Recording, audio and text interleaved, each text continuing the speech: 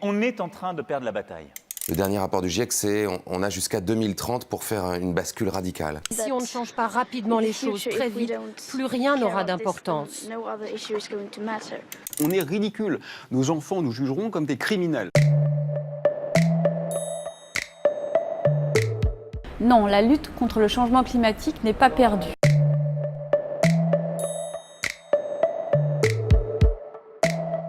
Pour rester dans l'objectif des accords de Paris, qui est de limiter le réchauffement à 1,5 degré, il nous reste encore une petite marge de manœuvre. Force est de constater qu'en 2018, même, nos émissions ont augmenté de 2% par rapport à l'année précédente. Donc oui, on est toujours dans la courbe haute, c'est-à-dire atteindre ces 1,5 degrés de réchauffement plutôt à horizon 2030 que 2050. Même si on arrêtait du jour au lendemain l'émission des gaz à effet de serre, malheureusement, on ne réduirait pas du jour au lendemain le réchauffement. Le CO2, par exemple, on est sur une durée de vie autour de la centaine d'années. Même si on arrêtait toute émission de CO2, il faudrait plus d'une centaine d'années pour réduire le réchauffement. On est rentré dans une dynamique où effectivement, on a de moins en moins de glace de mer, une glace de mer qui est plus fine, qui est plus jeune, et ça c'est lié à l'augmentation des températures qui se fait à un taux 2,4 fois supérieur au taux de réchauffement global. Donc à titre d'exemple, on a un réchauffement de l'ordre de 3 degrés de plus dans l'Arctique à l'heure actuelle par rapport aux années avant les années 2000. Donc c'est très très important.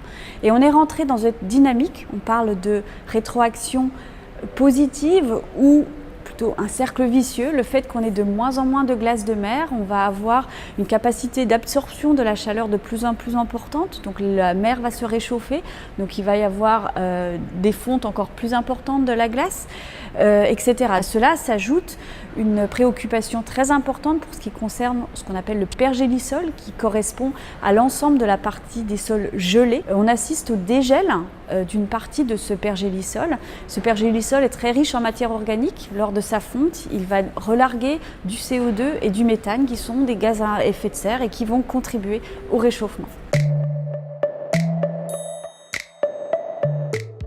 Le système climatique, il a 5 composantes. On parle de l'atmosphère, de l'océan, de la cryosphère qui correspond aux glaces et à la neige, la biosphère, l'ensemble du vivant, et l'hydrosphère, les eaux douces.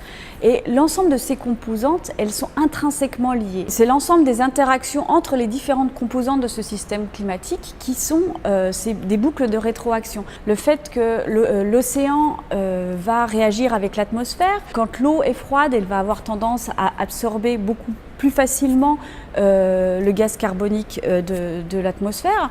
Si on réchauffe l'atmosphère, on va du coup diminuer l'absorption du CO2 par l'océan. Donc là, on rentre dans une autre boucle d'interaction entre océan et atmosphère qui va dans le mauvais sens. Aujourd'hui, on est difficilement en mesure d'établir si on a dépassé ou pas ces points critiques. On a l'appréhension que c'est le cas au niveau de la région arctique, dans la mesure où on assiste à une accélération de certains phénomènes qui n'étaient pas observables jusqu'à l'heure actuelle. La stabilité de l'Amazone en particulier, qui est restée longtemps le poumon vert de la planète, mais qui est tristement mise en danger, est également un point critique. On risque de dépasser le seuil de recouvrement, c'est-à-dire la manière dont la forêt peut se reconstituer et contribuer à absorber le CO2 atmosphérique en tant que poumon vert de la planète. Sachant qu'on connaît les solutions à mettre en œuvre qui impliquent un changement drastique de production d'énergie, on peut les mettre en place rapidement. On a les moyens techniques, ils existent. Il suffit maintenant d'une vraie volonté politique pour les mettre en œuvre activement, à grande échelle et au niveau international.